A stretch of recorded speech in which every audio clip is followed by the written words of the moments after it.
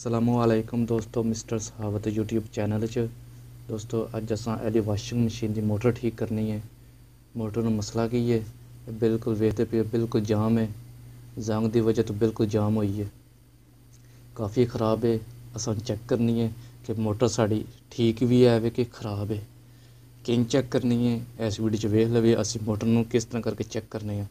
क्योंकि अगर साड़ी मोटर है ठीक, साड़ी मोटर ठीक हुई तो फिर असां दे बैरंग पाने ने। अगर मोटर साड़ी ठीक ना हुई तो फिर वेख लैने आ। यह साढ़े 3 तारां ने, 2 ब्लू तो 1 रैड है। यह साड़ी सुरख तार है तो 2 साड़ियाँ नीलियाँ तारां ने। असां की करना में यह साढ़े जिहड़े 2 नीलियाँ तारां ने यह साड़ियाँ कैपेसिटर दियां ने, एक स्टार्टिंग वाला वे ते एक रनिंग वाला कनैक्शन है। इस साड़ा स्टैप चेंज होंदा वे, यानी जो अस चक्कर लैना आंदा वैसे इस ते चेंजिंग करनी साढ़ा चक्कर चेंज होंदा वे। असां हुण चैकिंग किंज करनी है वेखने आ। एक सानू बल्ब चाहिदा है ते असां विचों एक सिर्फ नीली तार असां बल्ब एक कनैक्शन नाल ला देनी है। बल्ब की 2 तारां ने, असां एक नीली तार बल्ब की एक तार नाल जोड़ देनी है, जैन कर देनी है। लो जी दोस्तों, मैं इहदा कनैक्शन कर दिता है, देखिया दे एक नूं मैं कनैक्शन नूं मैं जोड़ दिता है। वेखिया तो मैं एक कनैक्शन जोड़ दिता वे। हुण साड़ी बल्ब की एक तार फालतू पई है तो साड़ियाँ मोटर सिर्फ 2 फालतू पईयां ने। असां हुण होर जिहड़ी तार असां जोड़नी है वो सानू चाहिदी है फिर नीली तार ही, क्योंकि असां सुरख तार नाल कोई ऐसा कनैक्शन नहीं करना है। असां एक तार लैनी है जिहड़ी असां सप्लाई देनी है, असीं इहदी भी एक तार नीली तार नाल जोड़ देनी है। नीली तार इस तार नाल असां नहीं जोड़ना इहनूं है, असां नीली तार नाल जोड़ देना वे। इस तार नाल असां जिहड़ी लीड लाई है उंदा भी असां एक कनैक्शन इस नीली तार नाल जोड़ देना है। दोस्तों मैं कनैक्शन जोड़ दिता है, वेखिया दे हुण साढ़े कोल तार विचों एक तार बची है तो बल्ब विचों भी एक तार बची हुई है। नज़र आ रही है, साड़ी एक यह तार है तो एक साड़ी बल्ब वाली तार है। सिर्फ हुण साढ़े कोल 2 तार ने तो एक साढ़े कोल सुरख तार है।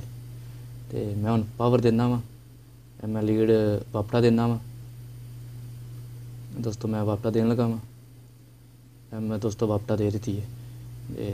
जिस टाइम मैं दोवे एक लीड की तार तो एक बल्ब की तार जिस टाइम मैं जोड़नी नाल, अगर बल्ब ग्लो कर जाता वे फिर साड़ा कनैक्शन ठीक है, यानी मोटर जिहड़ी सप्लाई साड़ी तार गुजर के आ रही है वो ठीक आ रही है, क्योंकि अगे सप्लाई दे रही है जिस वजह साड़ा बल्ब ग्लो करेगा।